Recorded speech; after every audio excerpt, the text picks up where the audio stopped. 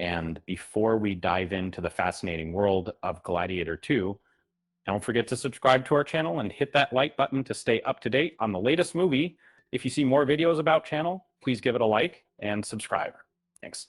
As a fan of Denzel Washington's captivating performances, I found myself utterly engrossed by his portrayal of Macrinus in Gladiator 2. The film, like any historical piece, takes creative liberties with its subject matter, and the character of Macrinus is no exception. In the upcoming film Gladiator 2, starring Denzel Washington, the actor shared his thoughts on how his character deviates from historical truth, as the actual Macrinus was not an African descent. And so, unlike the original Macrinus, Denzel Washington portrays a charismatic arms dealer, gladiator owner, and entrepreneur in Rome who manipulates Paul Mescal's character Lucius to further his schemes. It is worth noting that there are numerous discrepancies between the real-life Emperor Macrinus and Denzel Washington's character in Gladiator 2, with one of the most discussed being the racial difference for many. In an interview with the Times, Washington discussed the historical discrepancy of Macrinus being portrayed as Black in the sequel to Gladiator. Despite the fact that the actual Macrinus wasn't Black, Washington posited that there were indeed Black individuals living in Rome during that era, and consequently he maintains that it is not a significant concern if he doesn't visually resemble the real-life character he portrays in Gladiator 2.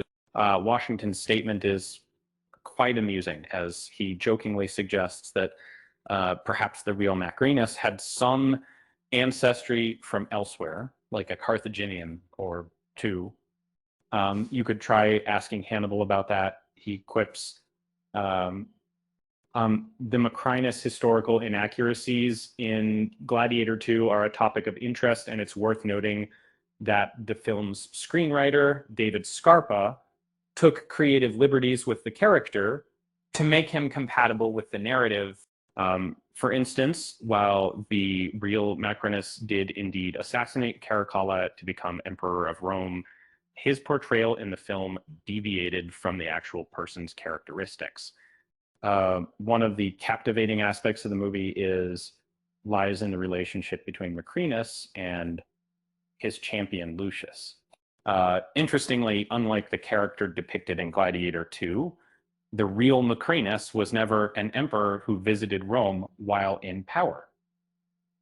A significant alteration is that, contrary to the film, Macrinus held authority over the Senate from within Rome in the fictional version.